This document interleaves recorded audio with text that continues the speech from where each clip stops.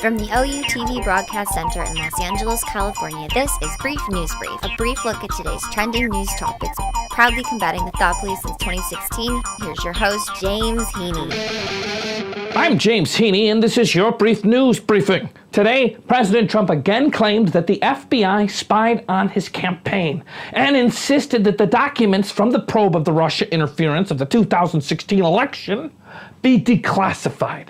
He is certain that law enforcement engaged in witch hunt misconduct. Now this is coming, and I'm sure coincidentally, nothing directly related to it, but it comes the Friday after the major bombshell was released that Paul Manafort pled guilty and now appears to be cooperating, or at the very least, working with the Mueller investigation, telling them who knows what.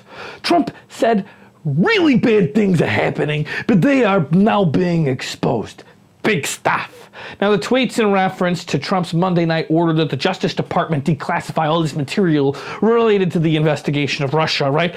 And those things can be anywhere from text messages being redacted to FISA warrants. Now, what I'm worried about is he's not the sharpest pencil in the box. Michael Moore calls him an evil genius.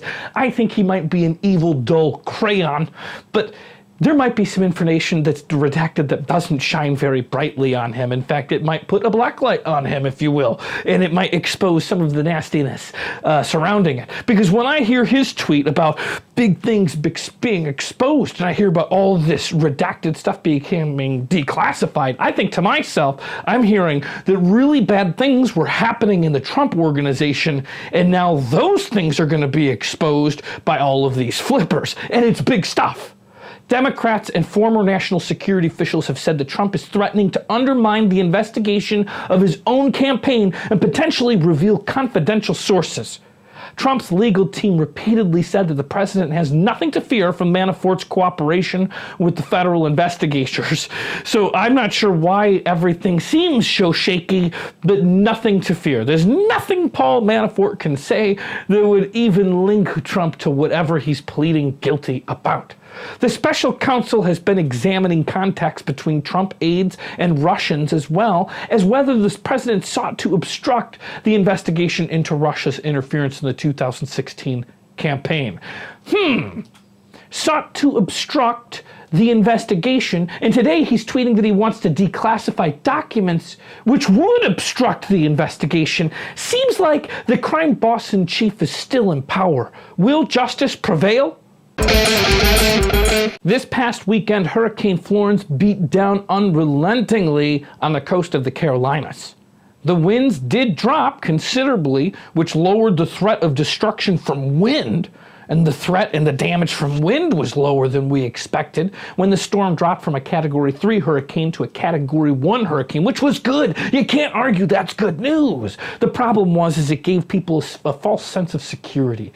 They're thinking that they dodged a bullet. The problem is we don't categorize these hurricanes for the amount of rain that's dropping. The amount of rain that was dropping from this once Category 3 hurricane was stalling out in bands and stuck around for days, creating once-in-a-lifetime flood and storm surges.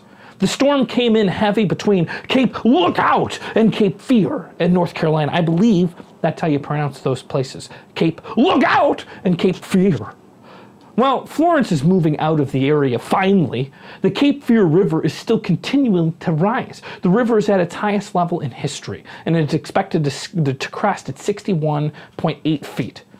For context, the river reached 58 feet during Hurricane Matthew. Officials are urging residents to pick a side of the Cape Fear River and stay on that side until the bridge reopens. Now, at least 32 people have been killed in the storm-related events afterwards and its aftermath, including 25 that were in North Carolina. And now there's more than 2,600 people and 300 animals that have been rescued across the state. The cities are now focused on recovery. Florence left in its wake more than $1 billion of damage, and over 500 families were needing temporary housing. The Supreme Court nomination of Brett Kavanaugh is having a public Me Too moment. This comes in the wake of the political aftershocks from the sexual assault allegation dating back 30 years or so. Now, it's a he said, she said situation. It happened 30 years or so ago in the 80s, two high schoolers. One woman claims that she was attacked, sexually assaulted by Brett Kavanaugh, who was blackout drunk at the time, along with one of his friends that was there. And we won't be able to, maybe once there's testimony under oath, we'll learn more and get to the truth. But it's also possible that we'll never know the whole truth except for taking people at their word. But I would say before we give outright hate to this person coming forward, which there's hate on the internet and there's support for this woman, but just think about how hard it must be. You must have quite a bit of conviction to step forward and face the inevitable character assassination that this woman's about to go through. Now, that being all set aside, I'm not going to talk about whether or not that specific moment, whether or not it was sexual assault or not, should affect the Kavanaugh nomination. But let's just think about the situation in general, because when he did this, he was allegedly blackout drunk. That in itself wasn't unheard of. He was a hard partier in high school, a drinker. And then when he went to college, instead of joining a politically motivated secret society like Skulls and Bones, he joined Truth and Courage, which by its own members have been described as a hard-drinking all-male club. And it had a reputation, maybe not by everybody, but it was TNC, and some people said it stood for tits and clit. Now, I don't know if that's necessarily true, but it's true enough that we've heard multiple people talk about that could have been the name of it. But we do know for sure that this club was orientated around drinking and partying. And he was known, had nicknames for what a great party animal he was. Now, that's not illegal. In fact, that's a lot of our experiences from college. But he was getting blackout drunk, which means he was also getting blackout drunk in high school. He's got a pattern of getting blackout drunk, and that's the kind of judgment that I don't think we want somebody sitting on the Supreme Court for a life appointment. Now, I personally did a lot of, I'd say, questionable things in college, and I couldn't be on the Supreme Court. I don't think I have that kind of judgment. But at the same time, we all know that one person that didn't get blackout drunk, that wasn't a hardcore partier, that had good judgment, even in those ages. So I'm not saying it's impossible to have a good record. Now also, this is going to sound petty, but it's pretty important. In 2001, September 10th, which is odd, has nothing to do with September 11th, but I remember the date because, you know, you can't not think of that. It's grimed into my head.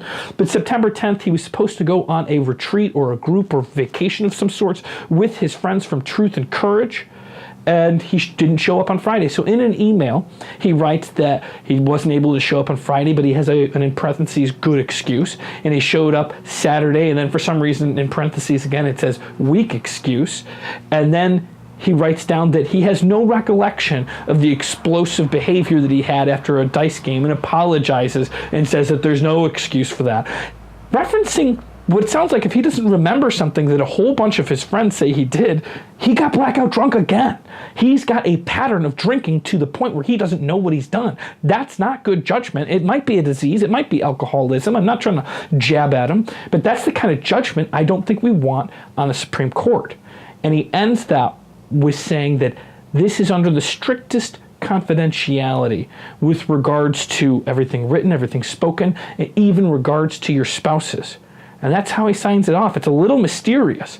So we don't know what happened in the 80s when those two were there, and maybe we'll never know. But we do know that he's referencing himself drinking so much that he got emotional and can't remember what happened in 2001. We know that in college he was in a secret society of drinkers, and we know that in high school at least one person remembers that he doesn't remember what he was doing.